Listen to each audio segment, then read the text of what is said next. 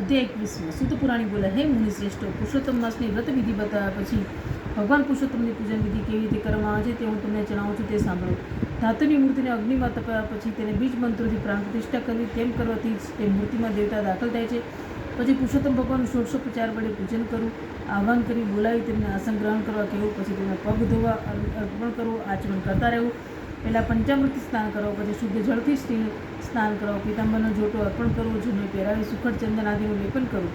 અક્ષત ચડાવ્યા પછી પુષ્પ ચડાવવા. આ દરેક વિધિ વખતે તમને જે જે બીજ મંત્રો છે તે અવશ્ય બોલવા. તે પછી વિધિ કરવી. બીજ મંત્રો મોટા પુસ્તકોમાં પણ આવે છે.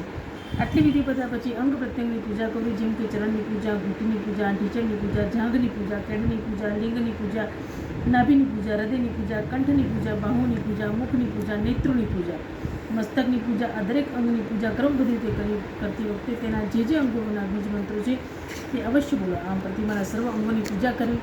આટલું કર્યા પછી જે સુગંધી ધૂપ અર્પણ કરવું, હોમ કરવો, નૈવેદ્ય ધરવું, જળપાન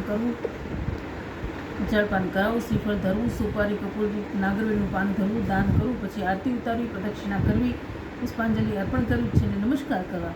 આમ બધી વિધિ માટે જે તે બીજ મંત્રનો ઉપયોગ કરવો. હે દેવોના દેવ, મેં જે પૂજન કર્યું છે તેમાં કોઈ દોષ રહી ગયો હોય તો ક્ષમા કરી આ પૂજનને સંપૂર્ણ સ્વીકારી લેજો. એમ બોલી નામ મંત્ર પછી સ્વાહા લગાવી તલનો હોમ કરો. આખો પુરુષોત્તમ માસ ભગવાનનો અખંડ દીવો પ્રતિમા આગળ બળતો રાખો. આ રીતે ભગવાન વિષ્ણુનું ભક્તિભાવથી પૂજન કરનાર આ લોકમાં અને અનેક પ્રકારના સુખ ભોગવી અને પ્રભુના પરમધામ વૈકુંઠમાં જાય છે. શ્રી ભૂમિનારાયણપુરના પુરુષોત્તમ મહાત્માનો પુરુષોત્તમ ભગવાનની પૂજન વિધિ નામનો 21મો અધ્યાય સંપૂર્ણ.